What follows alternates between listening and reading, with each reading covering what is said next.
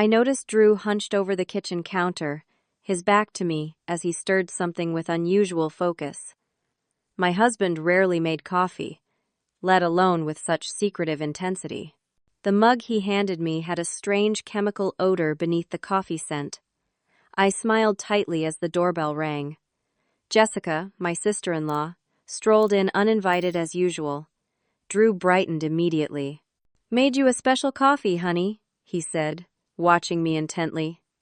"How sweet," I answered, heart racing. When he turned to greet Jessica, I quietly swapped our mugs. Jessica, who had bullied me for years, accepted it with a smirk. Jessica took a large sip from the coffee mug meant for me, nodding appreciatively at Drew. "You always make the best coffee, little brother." Her condescending smile in my direction was nothing new. For 5 years, I had endured her subtle digs and not-so-subtle attempts to undermine our marriage. I met Drew Thompson at a friend's gallery opening in Boston. He was charming, attentive, and seemed genuinely interested in my work as a graphic designer. Our romance moved quickly, perhaps too quickly.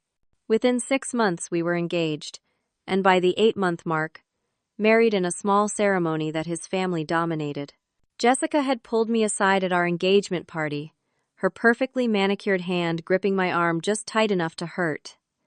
"Drew has always been impulsive," she had said, voice dripping with false concern.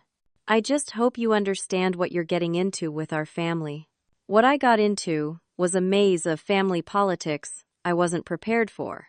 The Thompsons were old money from Connecticut, and despite Drew's rebellious choice to work in pharmaceutical research rather than the family investment firm, he remained tightly bound to their expectations and traditions. Early in our marriage, I noticed signs I should have paid more attention to.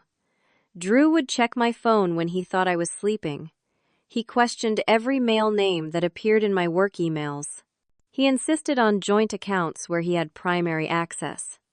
But these red flags were easy to dismiss against the backdrop of passionate apologies and romantic gestures that always followed his controlling episodes. Jessica never missed an opportunity to remind me I wasn't truly a Thompson. When we gathered for family dinners, she would reference private jokes and shared memories that deliberately excluded me. She would accidentally call me by his ex-girlfriend's name, then cover her mouth in mock horror. "You look so much like Amanda from behind," she would say, though I looked nothing like his blonde, willowy ex. As I watched Jessica drink the coffee now, memories of 100 small humiliations at her hands flashed through my mind. The time she spilled red wine on my wedding dress during the reception photographs. The Christmas she gave everyone thoughtful gifts but handed me a generic bath set still bearing the clearance sticker. The family vacation where she had somehow arranged for Drew and me to have separate rooms due to a booking error. Drew had lost his research position at Meridian Pharmaceuticals 3 months ago. He claimed it was downsizing, but his mood had darkened considerably since then. Our savings were dwindling, and he had grown increasingly secretive about his job search efforts. I found him whispering on phone calls late at night, conversations that abruptly ended when I entered the room. Twice I had discovered him hurriedly closing browser windows when I approached his desk. "Angelina, did you hear me?" Drew's sharp voice pulled me from my thoughts. "I asked if you wanted more coffee." "No, I'm fine," I replied, noticing I had barely touched the mug intended for Jessica. Jessica suddenly stood up, the color draining from her face. "Excuse me," she muttered, her hand pressing against her stomach. "Bathroom."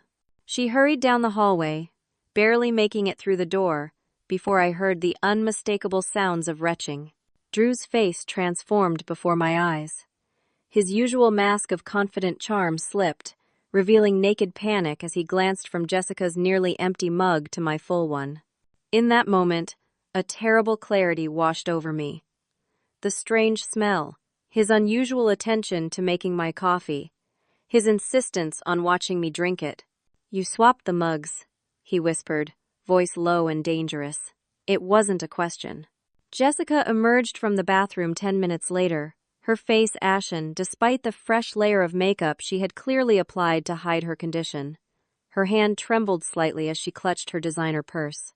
"Just a stomach bug," she announced, though her eyes darted nervously to Drew. "I should probably head home and rest." "I'll drive you," Drew said immediately, grabbing his car keys before she could protest. "Angelina, we might be a while. I want to make sure she gets settled." The swiftness of their departure left me standing alone in our kitchen, staring at the 3 coffee mugs on the counter.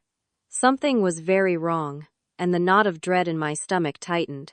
Instead of the guilt I perhaps should have felt for causing Jessica's illness, I felt only a growing sense of urgency. As soon as their car pulled away, I moved quickly to Drew's home office. It had once been our shared workspace until he gradually claimed it as his exclusive domain, adding a lock that only he had the key to. Fortunately, in his haste to leave with Jessica, he had forgotten to secure it. The office looked different somehow. The usual stacks of scientific journals and research papers had been replaced with financial documents. I scanned the desk, noting insurance paperwork bearing my name on policies I had never signed. Next to his laptop sat a small notebook with a black leather cover that I had never seen before. I opened it carefully, discovering page after page of notes in Drew's precise handwriting: chemical compounds, dosages, symptoms, time frames. My blood ran cold as I read clinical descriptions of various poisons and their effects on the human body. Many entries referenced his access to the research lab at Meridian, even though he no longer worked there. One page stood out, dated 3 weeks ago. A. Showing no effects yet. Increased dose recommended. Need to accelerate timeline before policy investigation period ends.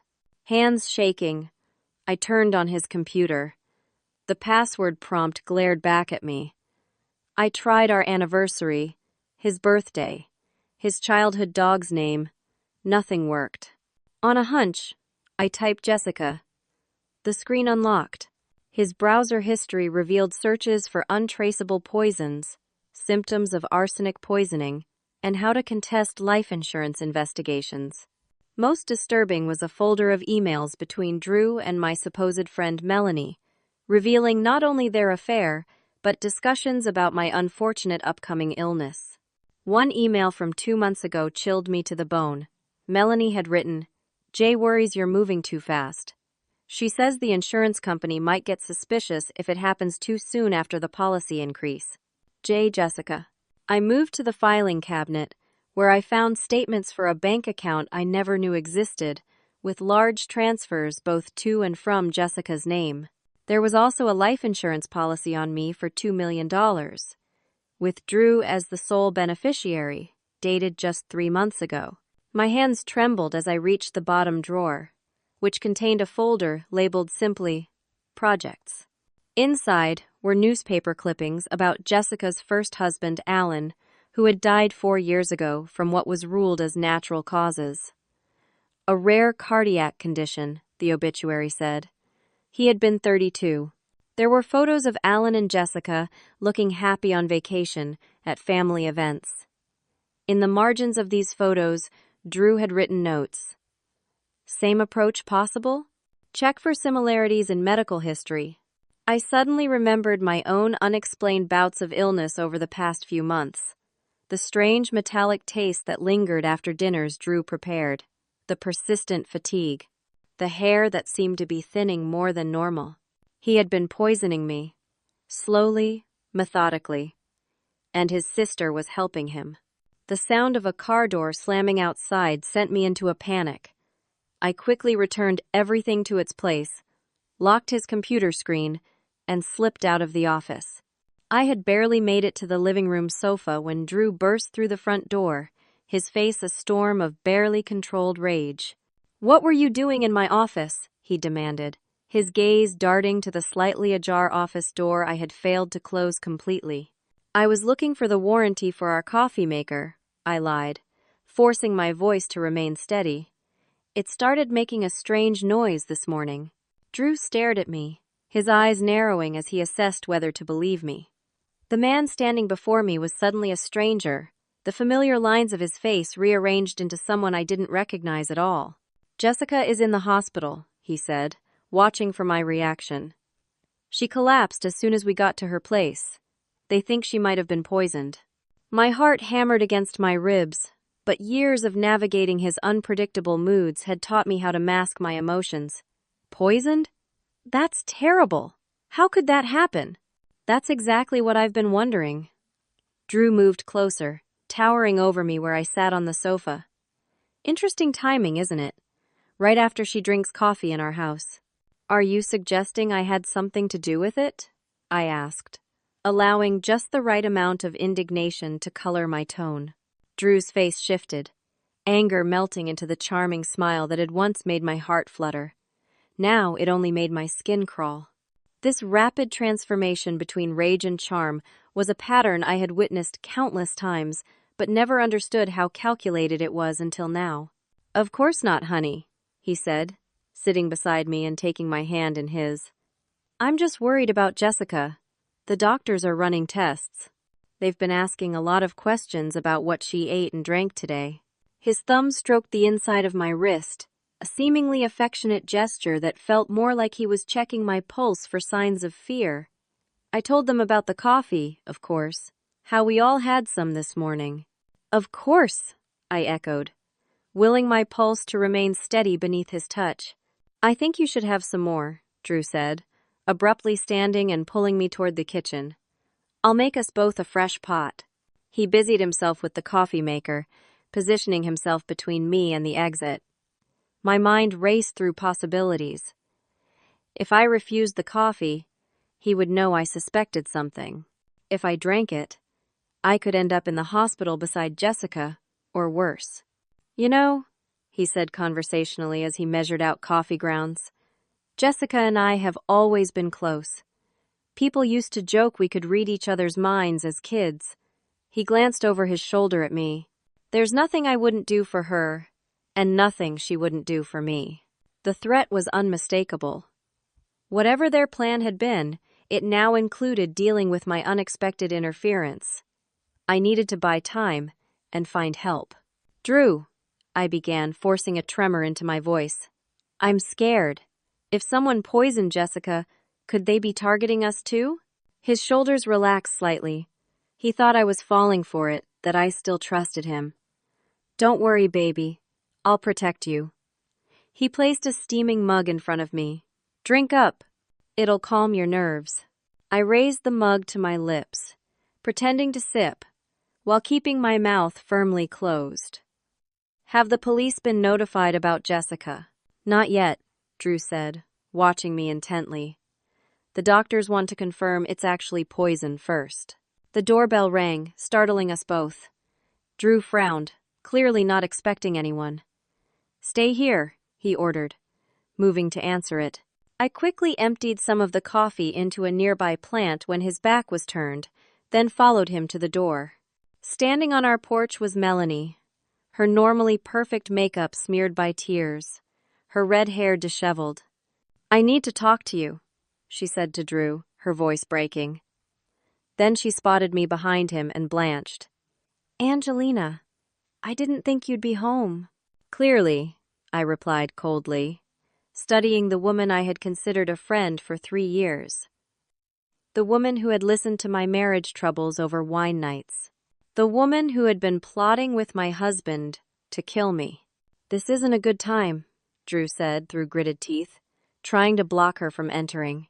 It can't wait, Melanie insisted, pushing past him into our living room. She turned to face us both, hands protectively cradling her stomach. I'm pregnant, 12 weeks. And before you ask, yes, it's definitely yours, Drew. The shock on my face must have been genuine enough for Drew to believe I was hearing this for the first time. His expression cycled rapidly through anger, calculation, and finally a semblance of remorse as he looked at me. Angelina, I can explain, he began, reaching for my arm. I jerked away from his touch. Explain what? That you've been sleeping with my friend? Or that you and Jessica have been planning to kill me for my insurance money? The words escaped before I could stop them. The room went deadly silent. Melanie's eyes widened, darting between us.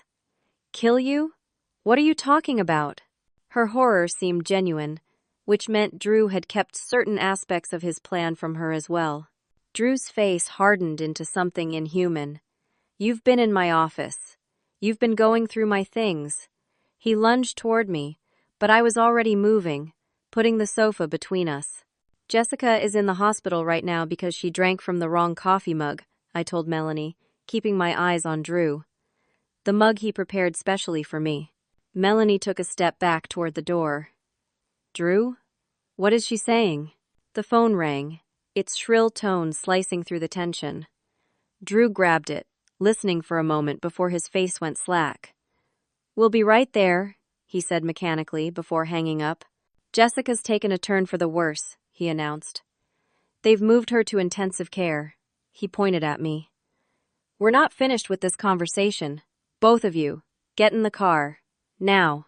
The drive to Manchester General Hospital was excruciating. Drew gripped the steering wheel so tightly his knuckles turned white, while Melanie sat in the back seat, occasionally sniffling as she texted frantically on her phone. I maintained my position in the passenger seat, as far from Drew as the confined space would allow, my own phone clutched in my hand like a lifeline. "Who have you told?" Drew asked suddenly, breaking the tense silence. "No one," I answered truthfully. There hadn't been time, and I wasn't sure who I could trust. Yet, his jaw tightened at the implied threat. "You don't understand what's happening, Angelina. You're jumping to wild conclusions based on a few things you found in my office that you've completely misinterpreted." "Then explain it to me," I challenged, turning to face him fully. "Explain the poison research. Explain the insurance policy I never signed. Explain your secret bank account with Jessica." Melanie gasped from the back seat. "Drew, what did you do?" "Shut up, both of you," he snapped, swerving the car dangerously as his control slipped. "Jessica needs me right now. Everything else can wait." We arrived at the hospital 20 minutes later, Drew practically running to the information desk while Melanie and I followed at a distance. I seized the opportunity to whisper to her, "How long have you been seeing him?" Melanie's face crumpled with shame. 8 months. "He told me your marriage was over in all but name, that you were just staying together for appearances."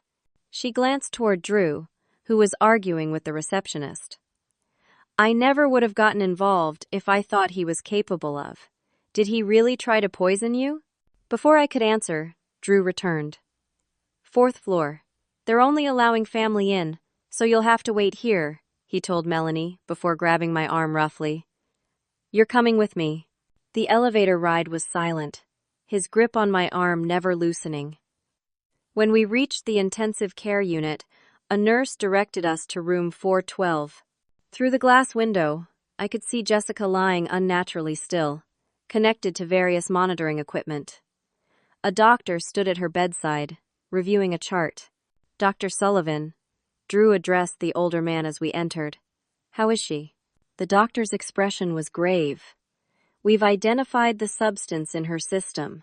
It's a modified ricin compound, highly toxic, but designed to mimic symptoms of natural illness when administered in small doses over time. In the concentrated amount she received today, the effects were immediate and severe." He looked sharply at Drew. "This is a controlled research compound, Mr. Thompson. The only local facility that works with it is Meridian Pharmaceuticals." Drew's face remained impassive, but I felt his fingers dig painfully into my arm. "Is she going to be all right?" "We've administered the appropriate antidote, but the next 24 hours will be critical," Dr. Sullivan replied. "The police have been notified, as is protocol in suspected poisoning cases. They'll want to speak with both of you about what she consumed today." As if on cue, Jessica's eyes fluttered open. Her gaze locked first on her brother, then shifted to me with unexpected clarity. "Get him away from me," she rasped, her voice barely audible through the oxygen mask. Dr. Sullivan looked startled. "Miss Thompson, you need to remain calm." Jessica weakly raised a hand, pointing at Drew. "He did this. He's been poisoning me for months.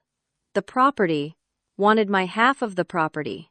Drew released my arm, moving toward his sister. "Jess, You're confused. It's the toxins talking. I'm here to help you. Security, Dr. Sullivan called sharply to someone in the hallway. And page Dr. Winters from psychiatry. Check the security footage, Jessica insisted, her breathing labored. He was in my room earlier, tampering with my IV. 2 security guards appeared at the doorway, and Drew immediately switched to a concerned brother act. My sister is having some kind of paranoid reaction to the medication. She doesn't know what she's saying. Actually, came a new voice from behind us. We've already reviewed the surveillance footage from this morning. A tall woman in plain clothes stepped into the room flashing a badge. Detective Rachel Parker, Manchester PD. Mr. Thompson, we have you on camera entering this room at 6:20 this morning, despite not being checked in as a visitor until 8:45. Drew's composure finally cracked.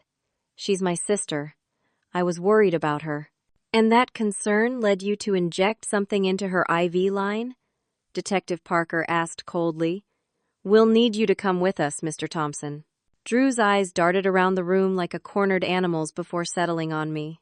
In that moment, I saw the calculation behind them, the weighing of options. Then he bolted, shoving past one of the security guards and sprinting down the hallway. Stop him!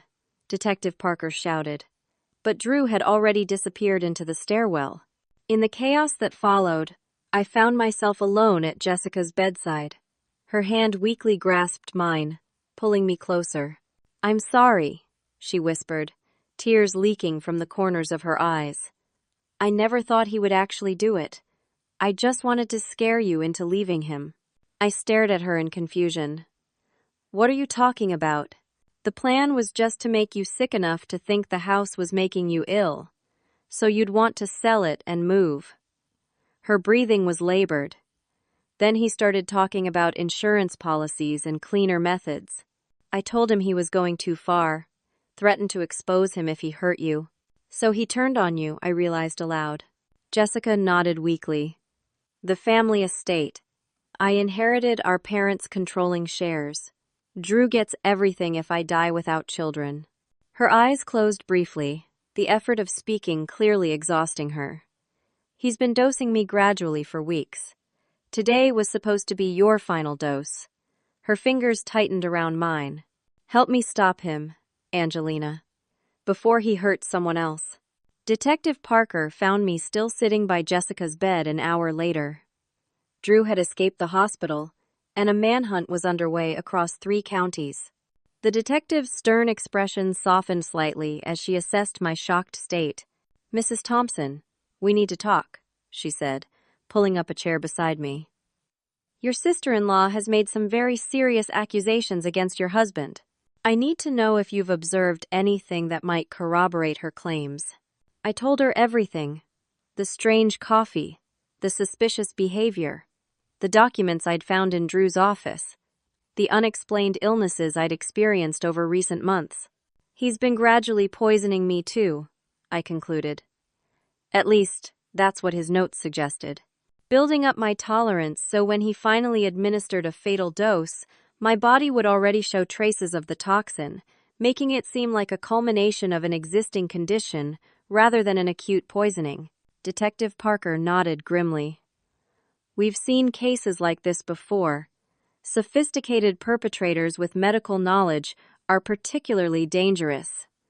She handed me her card. We'll need to search your house. And I'd advise you not to return there until we apprehend your husband. Where am I supposed to go? I asked, suddenly realizing the magnitude of my situation. My closest friend had been having an affair with my husband. My home was now a crime scene. My husband was a would-be murderer on the run.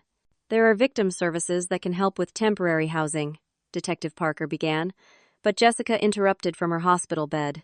She can stay at my place, she said, her voice stronger than before. Drew doesn't have a key to my new condo. It should be safe. Detective Parker looked skeptical. Given your history with Mrs. Thompson, are you sure that's appropriate? Jessica met my eyes. I owe her. More than she knows. The next 48 hours passed in a blur. Police searched our house, finding additional evidence of Drew's plot, including hair samples from my brush that had been systematically tested for increasing toxin levels. I gave a formal statement, submitted to blood tests confirming low levels of the same poison found in Jessica's system, and tried to process the unimaginable betrayal. Jessica was released from the hospital on the third day, still weak but recovering. True to her word, she offered me her guest room. Our newfound alliance was fragile and strange, built on the foundation of a shared enemy rather than genuine friendship.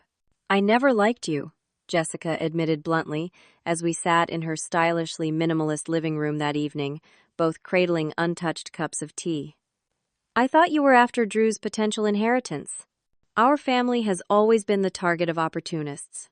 And I thought you were a spoiled, manipulative bully who couldn't let her brother grow up," I replied with equal candor.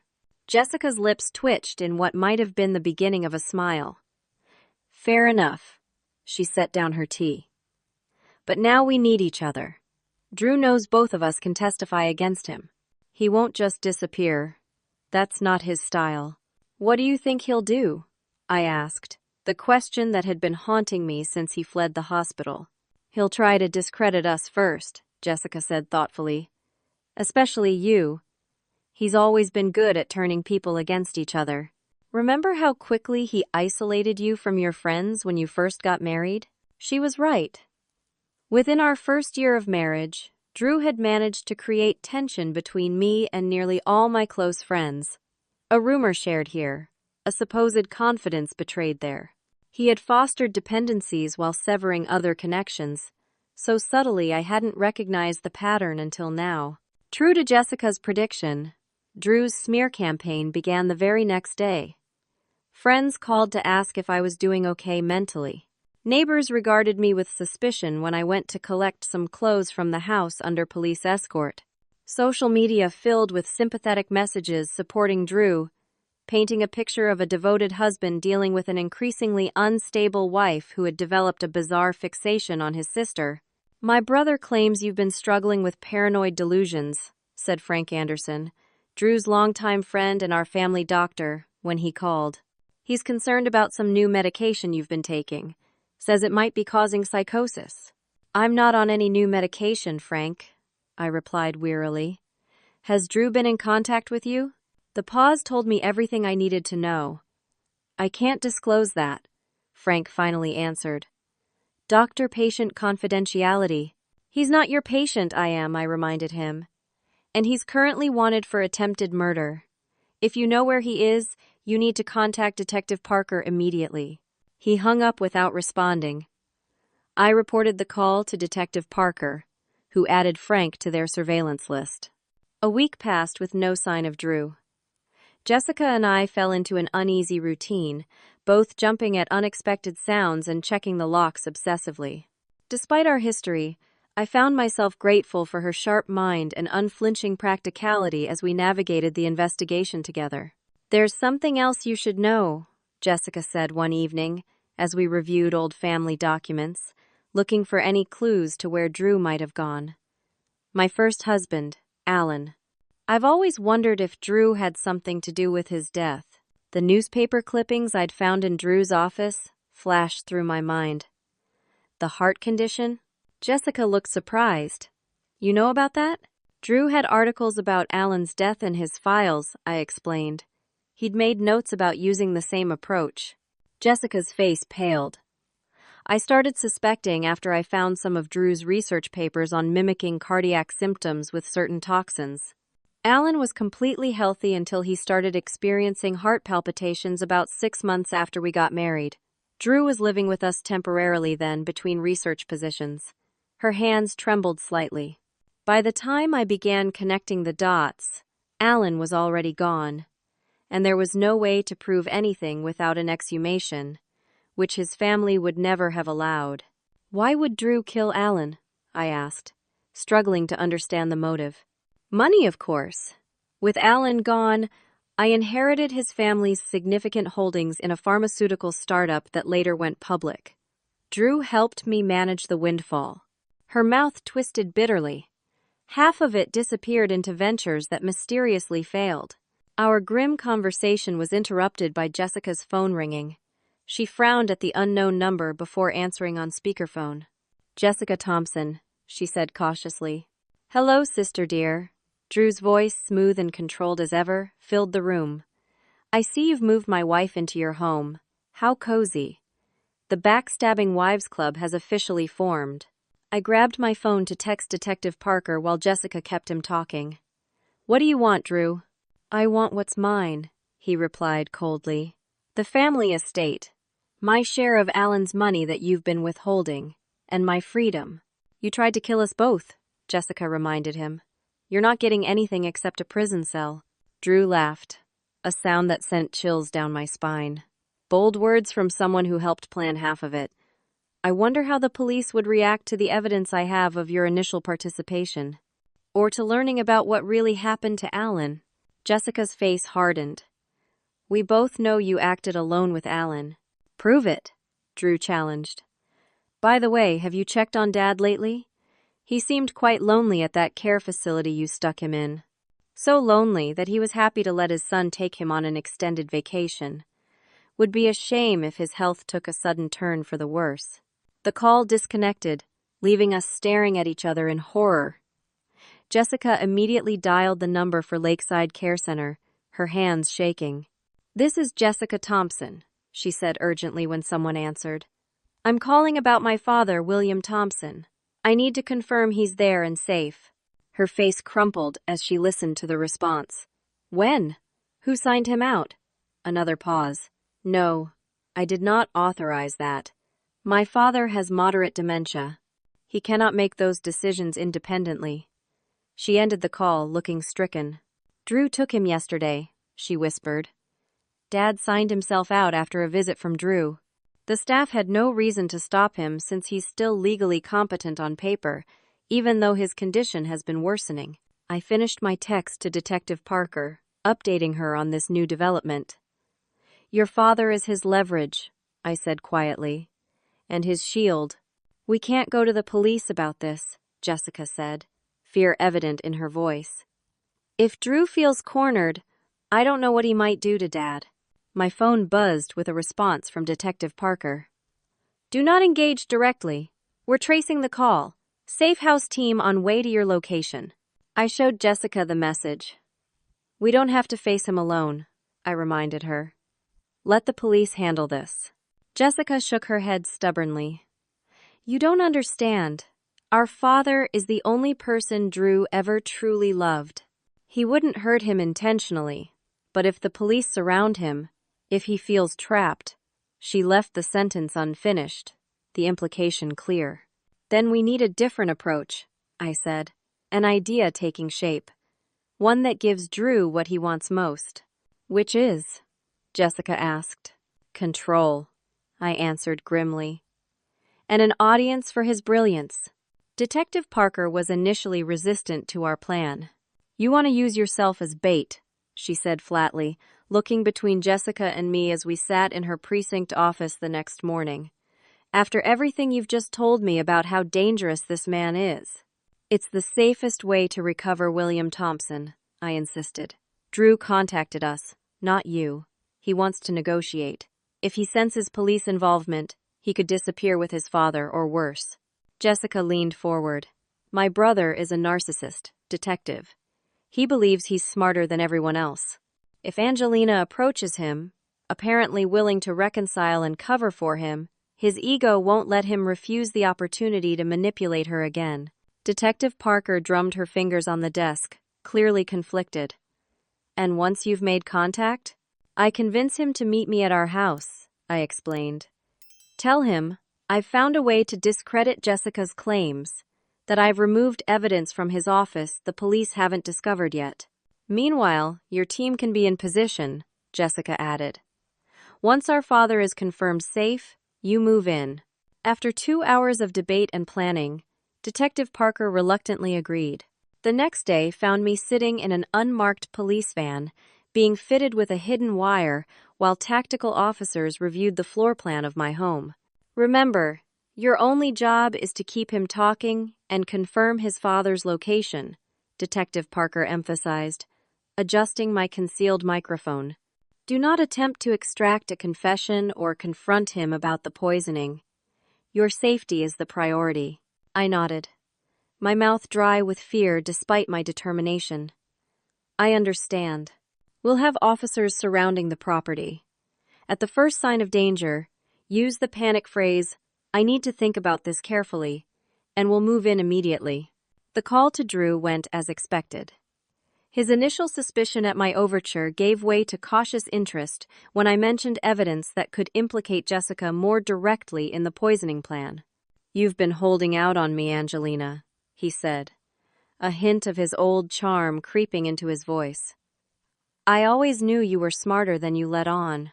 I just want this nightmare to end," I replied, the tremor in my voice entirely genuine. "Can we meet at the house tonight? 8 o'clock? I've still got my key, and the police surveillance has moved on to other locations." There was a pause then. "Come alone. If I see anyone else, the deal is off, and you'll never see William again." Night fell as I entered our house for the first time since the investigation began. Everything looked exactly as we had left it, creating an eerie sense of normalcy that made the situation even more surreal.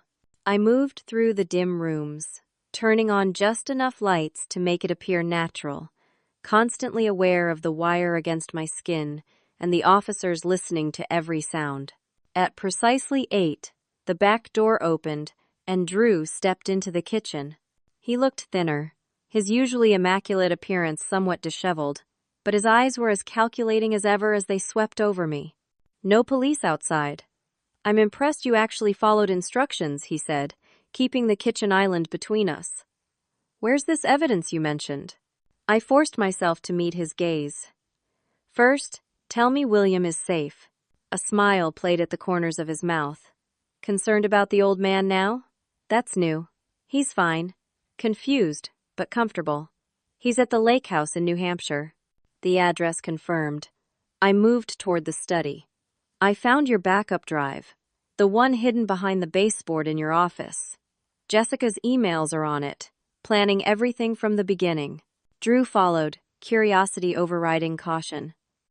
"You're finally seeing her true colors." "I'm seeing everyone clearly for the first time," I replied, opening the office door. The study looked untouched, police having documented but not removed anything during their search. I moved to the bookshelf, buying time as I pretended to search for something. "So," Drew said conversationally, "what changed your mind? Last I saw, you and Jessica were quite the team, both ready to throw me to the wolves." "She showed her hand too clearly," I improvised. "Started talking about how we could split your assets, how she'd help me claim everything once you were convicted. She's using me, just like she used you." Drew leaned against the desk, visibly relaxing as the narrative aligned with his worldview. "Jessica has always been the true manipulator in the family. I was trying to protect you from her. By poisoning me?" I couldn't keep the edge from my voice. His expression hardened. "I see Jessica has poisoned your mind with her lies instead." "Your research notes weren't lies, Drew. Neither was the life insurance policy I never signed." "Precautionary research," he dismissed with a wave. "And the policy was meant to be a surprise. Financial protection for you." I turned to face him fully. "Where is your father exactly? Which room at the lake house?" Drew frowned at the sudden change of subject. "Why do you care?" "Because if we're going to resolve this situation, I need to know everyone is safe." I moved toward the window, casually adjusting my shirt collar near the concealed microphone. Drew's eyes narrowed, his gaze suddenly focusing on my neckline. "What's that?" My heart stopped as his expression darkened with realization. He crossed the room in 2 quick strides, grabbing my arm and yanking me toward him. His fingers found the wire before I could pull away. "You stupid, treacherous bitch," he snarled, all pretense of civility vanishing as he ripped the microphone from my clothing. This was a setup from the beginning. "Drew, please," I gasped, struggling against his grip. "Your father needs you. This isn't helping him. Don't you dare mention my father, he hissed, shoving me against the bookshelf. You think you're so clever, working with the police, with Jessica. You've never understood what I'm capable of. I need to think about this carefully, I said desperately, using the panic phrase. Drew dragged me away from the window, his arm now around my throat. They can't hear you anymore, and if they're watching, they should know I have nothing left to lose. The sound of breaking glass downstairs told me the tactical team was moving in. Drew's arm tightened around my neck as footsteps pounded up the stairs. It's over, Drew, I choked out. They know your father is at the lake house in New Hampshire. They're already on their way there. His grip faltered for just a moment, giving me the opening I needed. I slammed my elbow backward into his solar plexus with every ounce of strength I possessed. As he doubled over, I twisted away and ran for the door, colliding with Detective Parker in the hallway. Suspect contained, came a shout from behind us as two officers tackled Drew to the ground. Scene secure. Detective Parker steadied me as the adrenaline left my body in a rush. You did well, she said, her professional tone not quite hiding her relief. We've got units at the lake house. William Thompson is safe. From the floor where the officers were handcuffing him, Drew glared at me with pure hatred. This isn't over, he spat. A man like me doesn't stay contained for long. Detective Parker stepped between us, blocking him from my view. Drew Thompson, you are under arrest for attempted murder, kidnapping, elder abuse, and about a dozen other charges we'll sort out at the station. You have the right to remain silent. As they led him away, I caught a final glimpse of the man I had once loved enough to marry. There was no trace of that person in the cold, calculating eyes that promised retribution. I shuddered, knowing that despite his capture, the nightmare wouldn't truly be over until justice had been fully served. The trial of Drew Thompson began 6 months after his arrest. By then, the evidence against him had mounted to an overwhelming degree. Forensic analysis of samples from both Jessica's and my hair showed gradual poisoning over months. The detailed records in Drew's own handwriting provided damning documentation of his methodical approach. Most devastating was the exhumation and testing of Alan's remains, which revealed the same toxic compound that had been used against Jessica and me. I sat in the courtroom each day, watching as the man I had shared my life with for 5 years showed no remorse, no recognition of the lives he had damaged.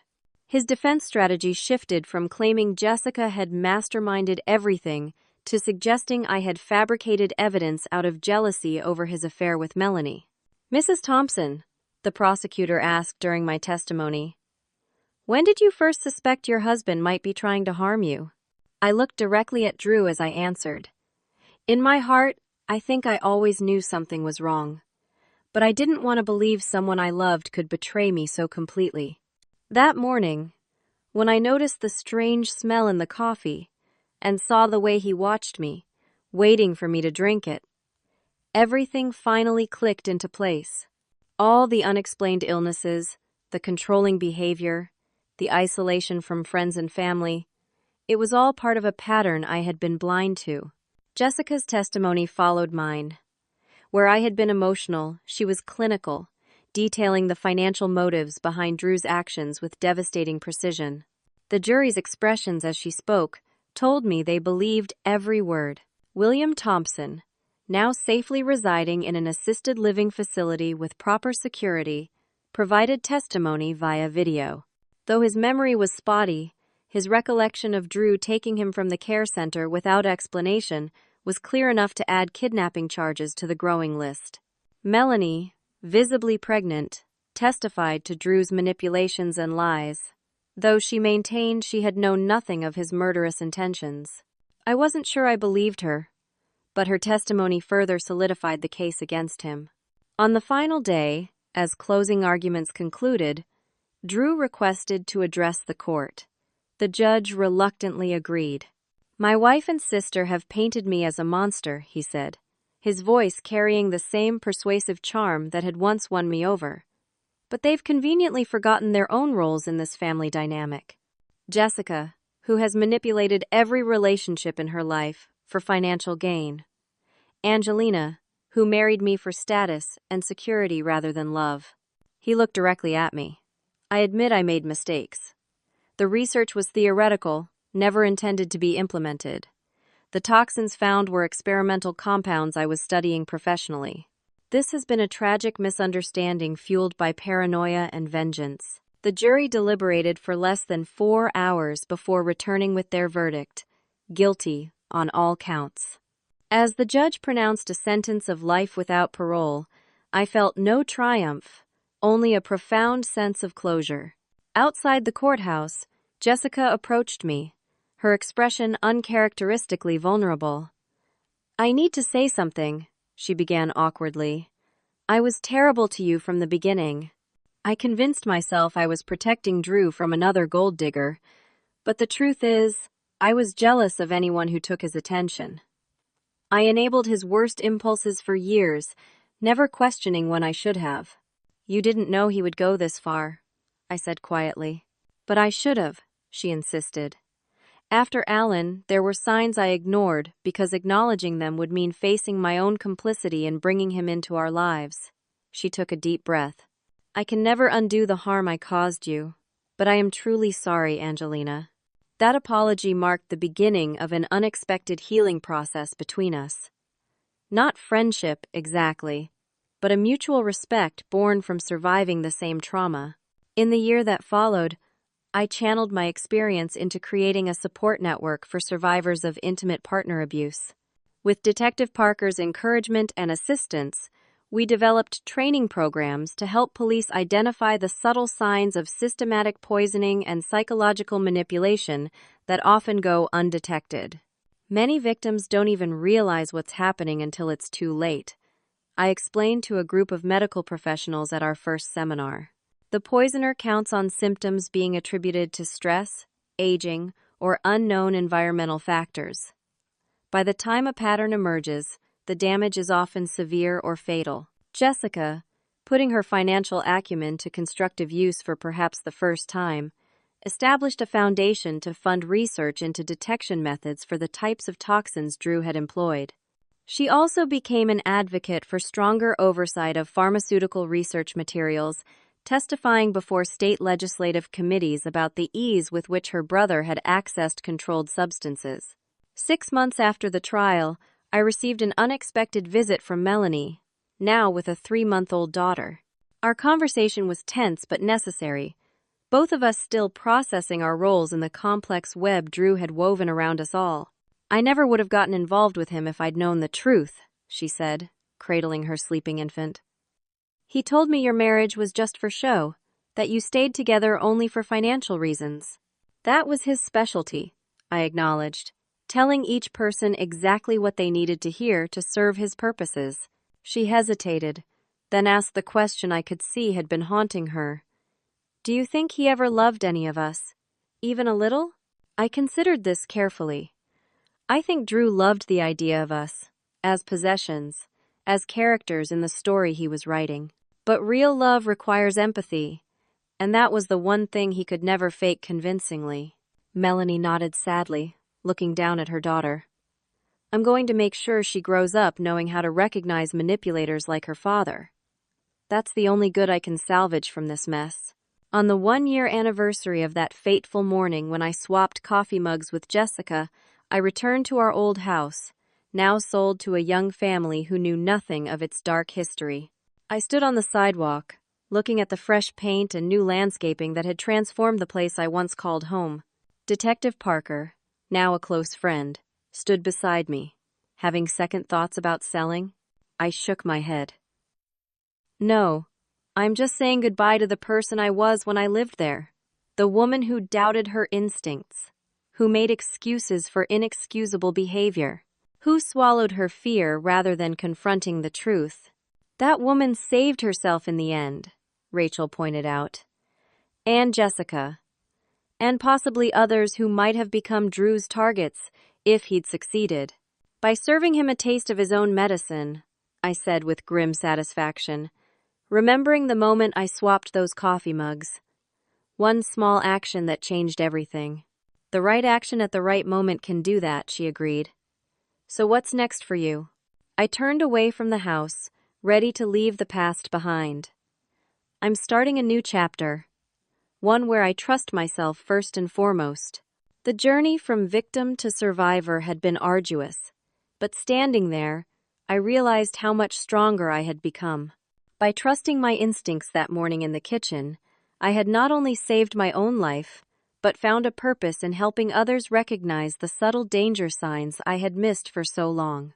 Sometimes the most poisonous things in our lives come disguised as love, offered by the very hands we trust most. But even in our darkest moments, we possess the power to change our story, to transform from victim to victor through one decisive action. The coffee mug I swapped that morning had been my turning point. What looked like a small, desperate act of self-protection had actually been the first step toward reclaiming my life and my power. Have you ever had a moment when your intuition saved you from danger, even when everything on the surface seemed fine? Sometimes that quiet voice within us is our strongest protector. If my story resonated with you, please share your thoughts in the comments below. And if you found value in this journey, please like this video and subscribe to the channel for more stories of survival and transformation. Thank you for listening to my story. And remember to trust yourself first. When something doesn't feel right, your intuition might just save your life.